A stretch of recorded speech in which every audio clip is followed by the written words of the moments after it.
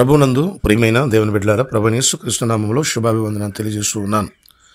ఆదికాండం 3వ అధ్యాయం 16వ వచనంలో, వేదనతో నీవు పిల్లలను కందువు, నీ భర్త ఎడల నీకు వాంఛ కలుగును, అతడు నిన్ను ఏలునని చెప్పెను. వాంఛ అనగా ప్రియులారా, దేవుని బిడ్డలారా, కోరిక. ఈ కోరిక అనేటువంటిది తన భర్త ఎడల కలుగుతుంది. భర్త తన భార్యని ఏలుతాడని వాక్యంలో రాయబడింది.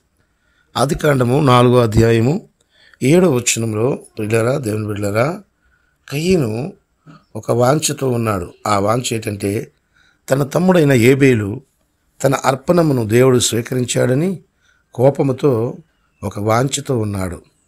ప్రభు అయిన దేవుడు అంటున్నాడు, నీవు సత్క్రియ చేసిన ఎడల తల ఎత్తుకొనవా, సత్క్రియ చేయని ఎడల వాకిట పాపము పొంచియుండును.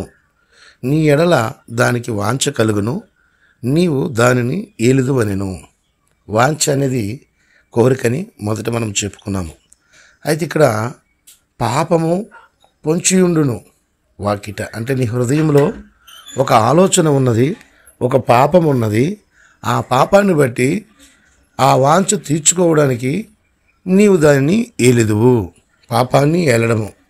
ప్రియులరా, దేవుని బిడ్డలరా, మనల్ని సృష్టించిన దేవుడు, దేవాతి దేవుడు మనల్ని పోషిస్తున్నాడు.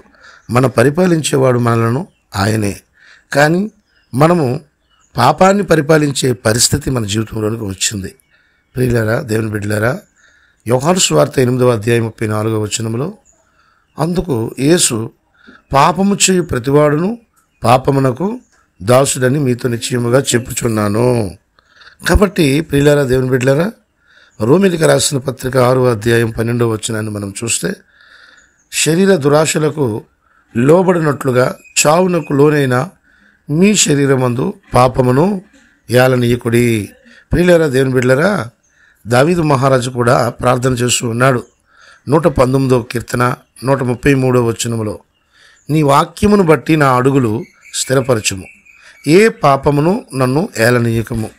కీర్తనల గ్రంథము 19వ అధ్యాయము 13వ వచనములో, దురాభిమాన పాపములో పడకుండా నీ సేవకుని ఆపము, వాటిని నన్ను ఏలనీయకము అనే మాట అక్కడ దావీదు మహారాజు తెలియజేస్తూ ఉన్నాడు. ప్రియులారా, దేవుని బిడ్డలారా, దావీదుకి అమ్నోను అనే ఒక కుమారుడు ఉన్నాడు.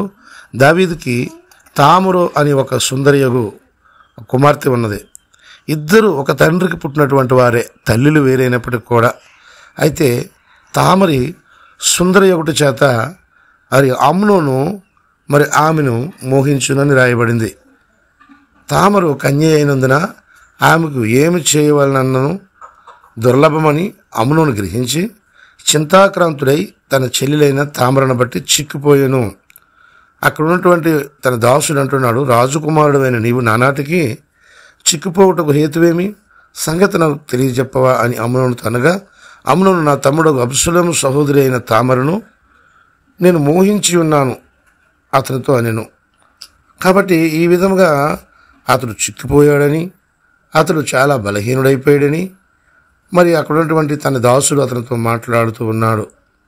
అయితే నీవు ఒక రోగిగా వేషం వేసుకొని నీ చెల్లెల మీద నీకున్న మనసును నీ తండ్రికి తెలియజేసి ఆమెని నీ ఇంటికి పిలువనంపని చెప్పి ఒక పనికిమాలి దాసుడు ఆలోచన విని తన చెల్లెలైన తామరతో తాను పాపము చేసినటువంటి పరిస్థితి ఎదురైంది.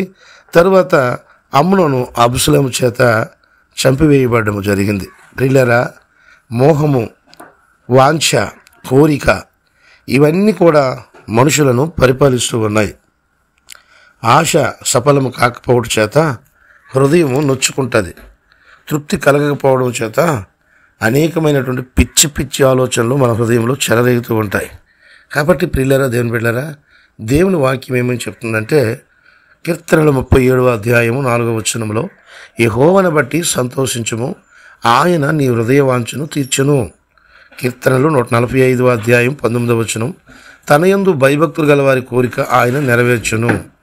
యోహాను సువార్త 15వ అధ్యాయము 7వ వచనము, నా యందు మీరును మీ యందు నా మాటలను నిలిచి ఉండిన ఎడల మీకేది ఇష్టమో అడుగుడి, అది మీకు అనుగ్రహింపబడును అని ప్రభువు తెలియజేస్తున్నాడు. ప్రియులారా, కాబట్టి హృదయ వాంఛలు తీర్చేవాడు దేవుడు, నీ కోరికను సఫలము చేయవాడు దేవుడు, నీ ఉద్దేశములను నెరవేర్చేవాడు దేవుడు, నీ ఆలోచనలను నెరవేర్చేవాడు దేవుడు. కాబట్టి దేవుని మీదే నీ ఆలోచన జ్ఞానం ఉండాలి. దేవునితోనే నువ్వు సంతోషించాలి. దేవుని యందు భయభక్తులు కలిగి ఉండాలి. ఆయన యందు నీవు ఉండాలి. ఆయన మాటలు నీ యందు ఉండాలి. అప్పుడు దేవుడు నిన్ను బహుగా ఆశీర్వదిస్తాడు. కాబట్టి వాంఛ, కోరిక, తృప్తి ఇవన్నీ కూడా తీర్చువాడు దేవుడు. నీ ఆశలన్నీ తీర్చువాడు దేవుడు. నీ ఆలోచనలన్నీ సఫలపరచువాడు దేవుడు. కాబట్టి ఏ పాపము నిన్ను ఏలనివ్వకన్నా చూసుకో. దేవుడే నిన్ను పరిపాలించాలి. ఆయనే నిన్ను సృష్టించాడు. ఆయనే నిన్ను పోషిస్తున్నాడు. ఇంతవరకు కృపాక్షేమాన్ని ఇచ్చినవాడు ఆయనే. కాబట్టి ఆయనే నిన్ను పరిపాలించాలి. ఆయనే నిన్ను సరిచేయాలి. ఆయన కంట్రోల్లో నువ్వు ఉండాలి. నువ్వు ఎవరి వశంలోనూ ఉన్నా ఈ క్షణమందు దేవుని వశంలోనికి రా. నువ్వు ఏ విషయంలో నువ్వు బందీవై ఉన్నావో, ఏ పాపంలో నువ్వు బందీవై ఉన్నావో క్రీస్తులోనికి రా. ఆయన మాత్రమే నిన్ను పరిపాలించగలడు. ఆయన పరిపాలిస్తేనే నీ కుటుంబంలో సంతోషం, క్షేమము, ఆరోగ్యము, ఆశీర్వాదము, దీవెన. కాబట్టి ఆయన వశంలో నువ్వు ఉండాలని మరి వాక్యాన్ని నువ్వు స్వతంత్రించుకోవాలని కోరుకుంటూ ఉన్నాను.